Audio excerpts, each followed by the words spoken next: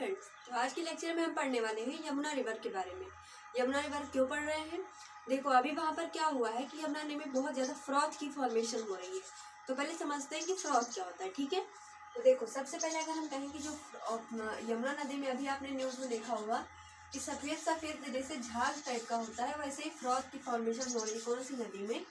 यमुना नदी में। ठीक है, तो यमुना नदी से जो भी इंपॉर्टेंट पॉइंट बनते हैं हमारे एग्जाम पॉइंट ऑफ व्यू से, वो हम पढ़ेंगे। ठीक, फ्रॉथ सबसे पहले समझते हैं क्या होता है। जैसे देखो, आप क्या होता है कि घरों में हम लोग अपने, जैसे कि मान लीजिए साबुन हुआ, डिटर्जेंट हुआ, शैम्पू हुआ, इन सभी का जो यूज़ करते हैं उसका जो पानी होता है वो निकल निकल के घरों से वो यमुना नदी में सारा पहुँच गया है। और जिससे वहाँ पर क्या होता है कि वहाँ पर जो भी यमुना नदी में जो जितने भी चीज़ें होती हैं, क्या होता है, गैस होती है, इसका नाम होता है अमोनिया।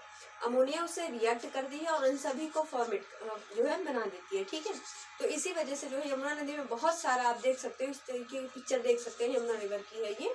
तो ऐसे फॉर्मेशन वहाँ पर हो गए। तो बात करते हैं कि यमुना नदी से कौन कौन से इंपॉर्टेंट पॉइंट हैं जो कि हमारे एग्जाम में पूछे जा सकते हैं। ठीक है, तो चलिए बात करते हैं अगर यमुना नदी की। तो देखो, सबसे पहले इसका हम डायरेक्शन देखिए कहाँ से आता है। तो ये उत्तराखंड से निकलती है। ठीक है, स्टेट कौन सा हुआ? उत्तराखंड। और ये गंगा नदी से यूपी में जाकर प्रयागराज में मिलती है। ठीक है, ठीक है, ये क्या है? यहाँ पर प्रयागराज है, यहाँ पर यमुना नदी गंगा से मिल जाती है। ये यमुना उत्तराखंड है। उत्तराखंड में कहाँ से निकलती है? तो बंदरपूछ, ये जो ग्लेशियर है उत्तराखंड में, वहाँ से यमुना नदी निकलती है। ठीक है, और देखो इसकी जो सहायक नदियाँ हैं, और देखो गंगा जो है यमुना की सबसे लंबी सहायक नदी है। ठीक, और इसकी जो सहायक नदी है सबसे पहले आती है यहाँ से चंबल नदी। ओके, उसके बाद आती है यहाँ से सिंध, बेतवा और केन नदी। ठीक है, ये मेन इंपॉर्टेंट ट्रिब्यूटरीज हैं यमुना नदी की। ठीक है, और इसी से एक ट्रिब्यूटरी लगती है जिसका नाम होता है टोन्स नदी।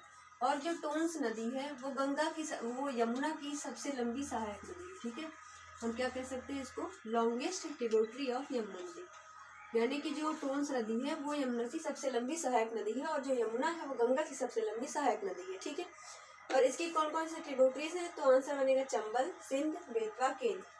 और यहाँ पर जो चंबल नदी है इसी से और दो ट्रिब्यूटरीज लगती हैं। ठीक है, तो उनका नाम क्या है? उनका नाम है बानस। ठीक है, और इसी चंबल नदी में एक नदी आकर मिलती है जिसका नाम होता है शिप्रा नदी। ठीक है, जिसी के बगल में क्या है? उज्जैन की लोकेशन है। यहाँ पर क्या है? उज्जैन। और शिप्रा नदी उज्जैन से जस्ट बगल से निकलते हुए आती है और चंबल नदी में मिलती है। और ये जो चंबल नदी किससे मिल जाती है? यमुना से मिल जाती है। ये क्या है? चंबल नदी। ठीक है, और चंबल नदी से जो है बानस रिवर मिलती है, सिंध रिवर मिलती है यमुना से, बेतवा मिलती है और केन मिलती है। और केन और बेतवा के बीच में रिवर इंटरलिंकिंग प्रोजेक्ट चल रहा है। ठीक है, उसका क्या मतलब है? दोनों को, नदियों को आपस में जोड़ा जा रहा है, जिससे क्या होगा कि केन और बेतवा के बीच में जितना भी रहने वाले लोग होंगे उनको क्या होगा कि पानी की जो है सुविधा वो मिल जाएगी। ठीक है, तो इसी वजह से दोनों को आपस में जोड़ रहा है। तो देखिए, ये तो हो गया यमुना के बारे में। ठीक है, जो कि हम यहाँ आज पढ़ लिया, क्योंकि वो यमुना रिवर बहुत ज़्यादा न्यूज़ में है, और उसके बारे में थोड़ा आप भी जो है अपडेटेड न्यूज़ पढ़ लेना। ठीक, तो आपको और भी ज़्यादा जानकारियाँ मिल जाएंगी गूगल से या फिर कहीं से भी। तो चलिए मिलते हैं अब अगले लेक्चर में। आज के लिए इतना ही रखते हैं। Thank you.